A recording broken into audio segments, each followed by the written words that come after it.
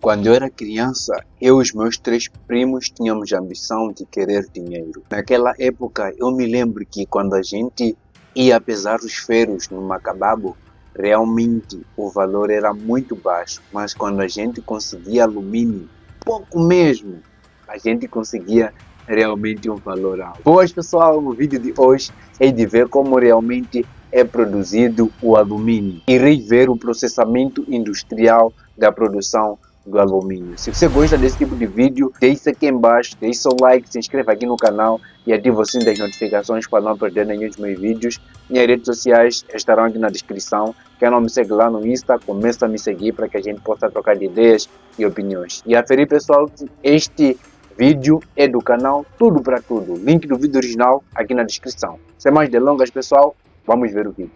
Todos os dias são produzidas cerca de 200 mil toneladas de alumínio.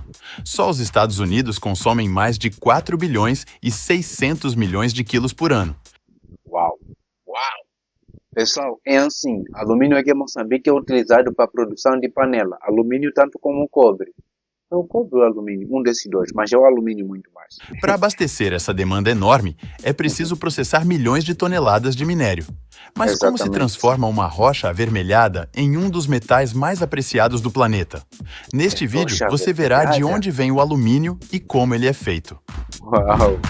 Vamos ver isso, pessoal. A civilização não poderia sobreviver sem ele. Essa maravilha da engenharia está em toda parte. É parte integrante de aviões, automóveis e dos cabos de alta tensão que levam Exatamente, eletricidade às nossas exatamente. casas. Por essa razão que aqui em Moçambique rouba muito nos cabos de alta tensão. Mas a gente comentar muito mais isso no decorrer do vídeo. Ao contrário do ferro, que oxida e se deteriora com o tempo, o alumínio forma uma camada de óxido de alumínio em sua superfície que o protege da corrosão. É 3 vezes mais leve que o aço. Graças à sua baixa densidade e alta resistência, tornou-se o material principal na fabricação de aeronaves. Mas somente em 1807, o químico britânico Humphrey Davy identificou pela primeira vez um metal em um sal chamado alúmen. Identificá-lo foi a parte fácil, mas isolá-lo mostrou-se um grande desafio. Passaram-se cerca de 20 anos até que o químico dinamarquês Hans Christian Ørsted conseguisse extrair o metal. Ainda assim, o processo era tão complicado e custoso que até o início do século XX, o alumínio chegou a valer mais que o ouro. Napoleão III chegava a usar talheres de alumínio para seus convidados mais importantes, enquanto os demais tinham de contentar-se com talheres de ouro. Tudo mudou em 1886. Quando uma descoberta tornou o alumínio acessível e econômico.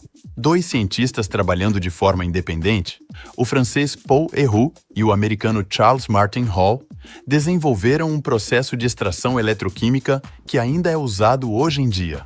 Eles descobriram que, ao dissolver óxido de alumínio em um sal chamado criolita e aplicar eletricidade, os átomos de oxigênio se separam, restando o alumínio metálico. Esse método tornou possível a produção em massa de alumínio a um custo muito menor, revolucionando a indústria.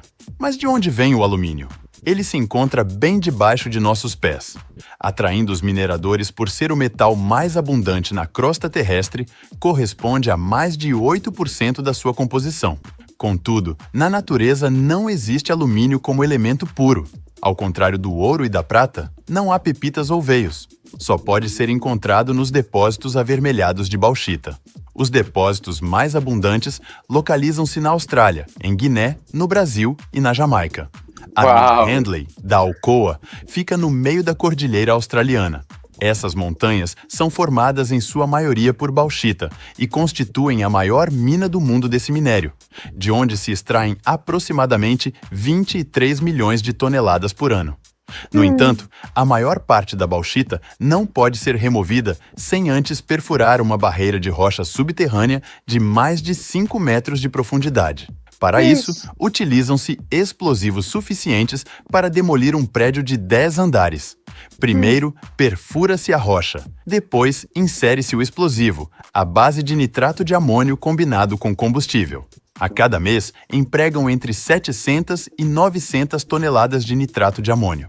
Diariamente, são detonadas milhares de toneladas de minério contendo óxido de alumínio. A cada explosão são abertos cerca de 2 hectares de terreno e liberadas entre 50 mil e 100 mil toneladas de minério. Cada tonelada de minério pode conter apenas alguns quilos de alumínio, de modo que é preciso processar grande quantidade de bauxita para produzir um único lingote. Para obter uma tonelada de alumínio, requerem-se aproximadamente 4 toneladas de bauxita. São necessários bilhões de dólares em investimentos para a extração.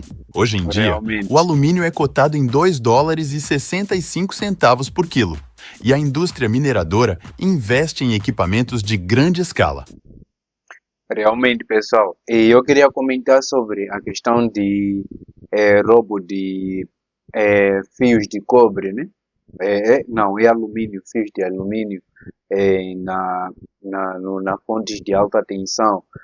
Aqui em Moçambique tem acontecido frequentemente isto. Você vir um bairro não tem energia, por quê? Porque entraram lá na fonte de alta tensão e roubaram os fios, né, pessoal? E as panelas, particularmente de cá de Moçambique, são feitas com alumínio, por esta razão que roubam para ir produzir as panelas, né? O cobre também, mas isso é muito incrível de saber que um tempo o alumínio esteve mais caro que o ouro, né?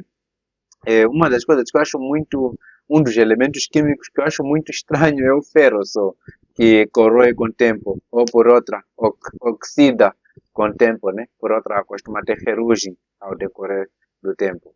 Então, é meio que estranho, diferentemente de certos elementos químicos, estamos a falar, por exemplo, do alumínio, estamos a falar, por exemplo, também do ouro, para oxidar é muito, mas muitíssimo difícil. O cobre também para oxidar é difícil, diferentemente do ferro, né, pessoal? E então isso é muito importante para mim, principalmente, porque eu sou um estudante e estou agregando conhecimento para mim, assim como para vocês.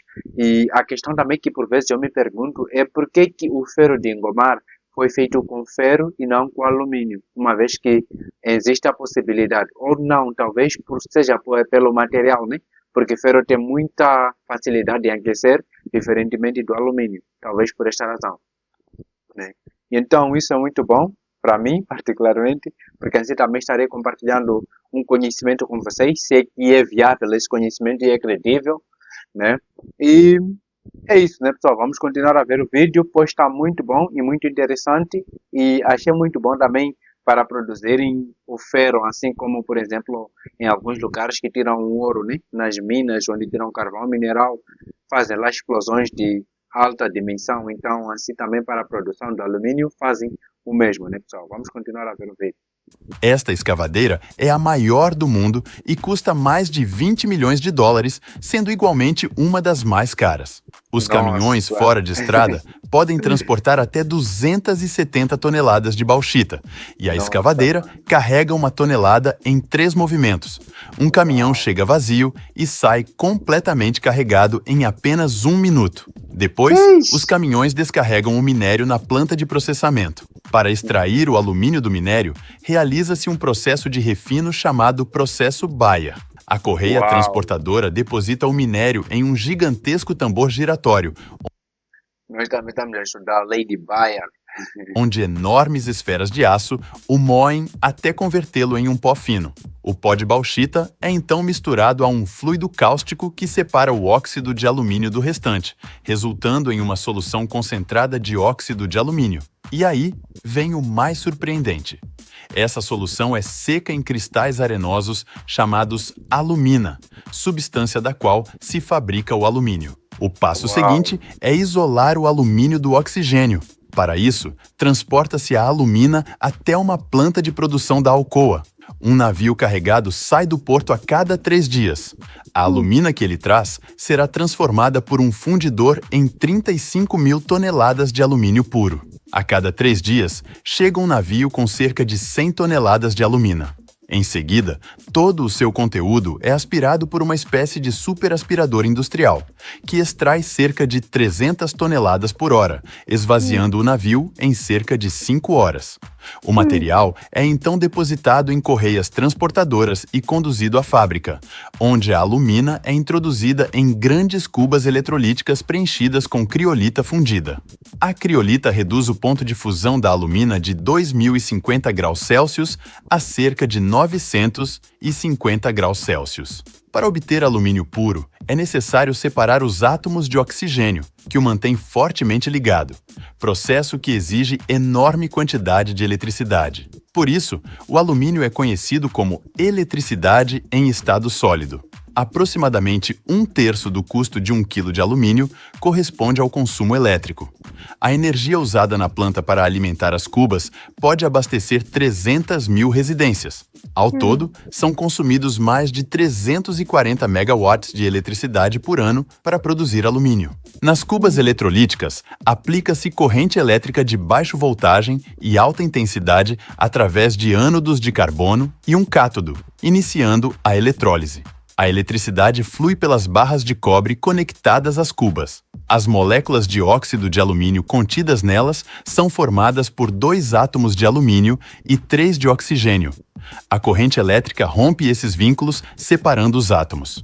O oxigênio sobe até o topo do recipiente e reage com os ânodos de carbono, formando dióxido de carbono, enquanto o alumínio, mais denso, afunda até o fundo da cuba. Após a eletrólise, o alumínio fundido a cerca de 950 graus Celsius é separado da criolita por bombeamento por sucção. Este procedimento ocorre em ciclo contínuo, a cada 36 horas, para extrair o metal das cubas. Uma vez extraído, o alumínio líquido é transferido para um crisol de transporte, um container termicamente isolado, projetado para manter a temperatura do metal e evitar sua solidificação prematura. Nos fornos de refinamento, o alumínio é reaquecido para eliminar impurezas remanescentes por meio de processos como filtração, que removem elementos indesejados como hidrogênio e óxidos. Em seguida, o alumínio puro é convertido em moldes para a formação de lingotes e submetido a um processo de resfriamento controlado, garantindo que solidifique sem defeitos estruturais. Quando os lingotes estão prontos, são encaminhados a diversas indústrias, onde se tornarão produtos para os setores automotivo, aeronáutico e da construção civil. E esse foi o vídeo de hoje. Não esquece de deixar o like e se inscrever no canal. Na real, pessoal, eu não pude perceber em nenhum momento que disseram que o alumínio é usado para poder fazer panela. Mas as panelas aqui em Moçambique são exatamente de alumínio, né, pessoal? Porque aqui neste vídeo mostra que o alumínio é muito mais usado nas indústrias de alta dimensão. Estamos a falar de indústria aeronáutica. Entendi, foi nada. Eu chupo seu pau, tu chupa meu pau, chupa teu pau, chupa meu pau, eu chupo o seu. Que noé. Estamos a falar de indústria aeronáutica, indústria automobilística e entre diversas outras indústrias que vão realmente o alumínio, né? Aqui em Moçambique eu não sei se exatamente usamos muito mais os fios de alumínio, mas pelo que eu vejo são muito mais fios de cobre em relação a fio de alumínio, né? Comente aqui embaixo aí no Brasil quais são os tipos de fios que vocês usam, se são de alumínio, cobre ou ouro, né? Comente aqui embaixo que eu gostaria bastante de ver, né? Porque cada um conduz a energia elétrica da sua forma, mas dizem que o mais bom, diante desses todos que eu fiz menção, é o ouro. Então é credível, né? Porque ouro no mercado é um dos metais muitíssimo assim caro, né? Em relação a esses outros que eu também pude mencionar. Mas é basicamente isto. Vimos realmente como é o processo industrial do alumínio, né? Por esta razão também constatei com este vídeo que alumínio, quando a gente ia pesar, saía mais caro ou muito dinheiro em relação ao ferro, porque o ferro tem muita facilidade em oxidar ou tem certas desvantagens, e alumínio também tem certas vantagens, principalmente o peso, né? É muitíssimo leve o alumínio, diferentemente com o ferro. O alumínio tem muita facilidade de dobragem, enquanto que o ferro tem uma desfacilidade, ou é complicado de dobrar, né, pessoal? E é basicamente neste ponto que eu queria chegar, né? Comente aqui embaixo qual é o tipo de fio que vocês usam aí na vossa casa, se é de cobre, ouro ou alumínio, né? E então, por hoje é tudo. Muito obrigado por me acompanharem até aqui. Link do vídeo original aqui na descrição. Até breve.